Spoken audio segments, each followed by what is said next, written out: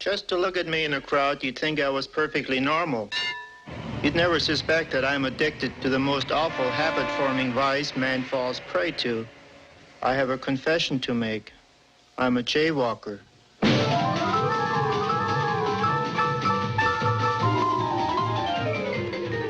It all started one day when I saw Charlie Hornswoggle on the other side of the street.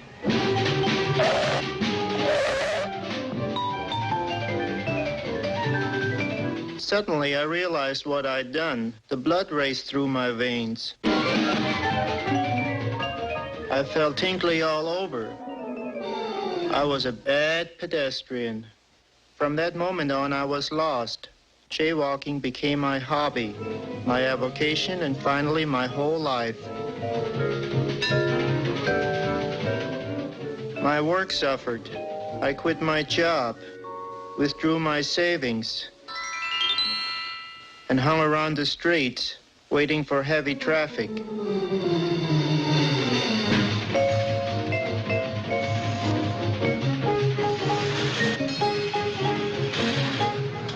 Experience brought the realization that successful jaywalking demands unwavering confidence. It was to be a war of nerves. I had to break down the driver's willpower. To do this, I adopted the popular "dare you to hit me" stroll. I would glare belligerently at the oncoming driver with a "you so-and-so, don't you hit me" expression. This worked fine, except some drivers refused to admit that my willpower was stronger than theirs.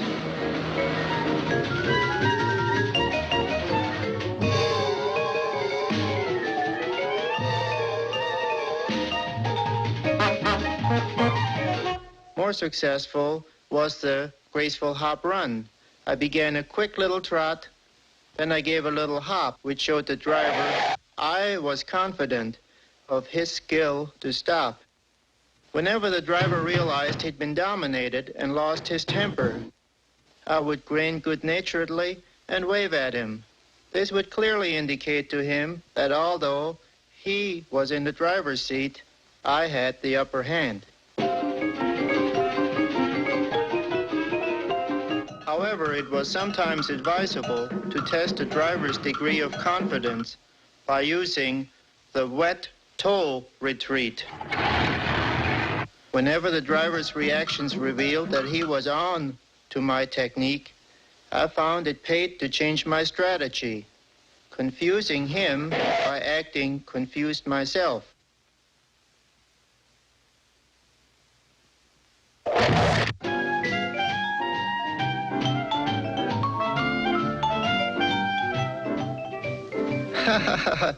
A little chuckle of feigned embarrassment seemed to restore the most shaken driver back to normalcy.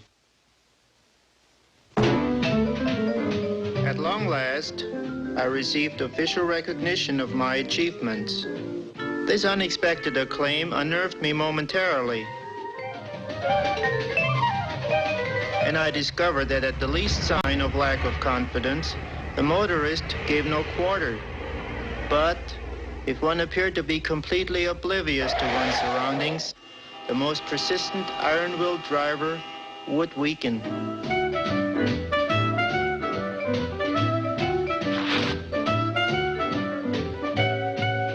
The judge reprimanded me, berated me, shamed me, and scolded me, and fined me too.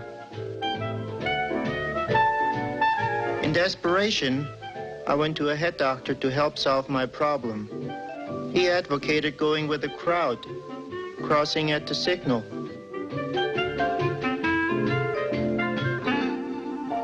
I made a sincere effort, but found myself hanging back, so I could make a last-minute dash just as the lights changed.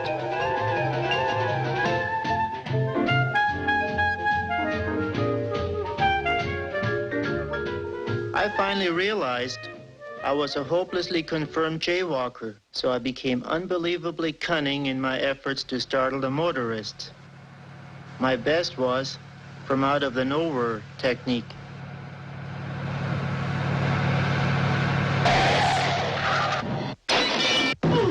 So there you are.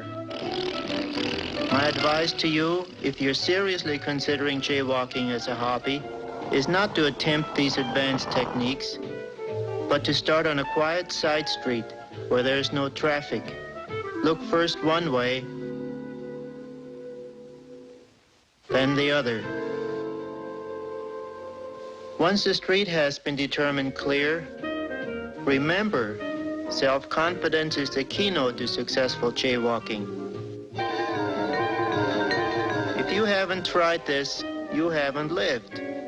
Or I should say, if you haven't tried this, you're really living. Anybody knows that. Well, goodbye. I have to go now.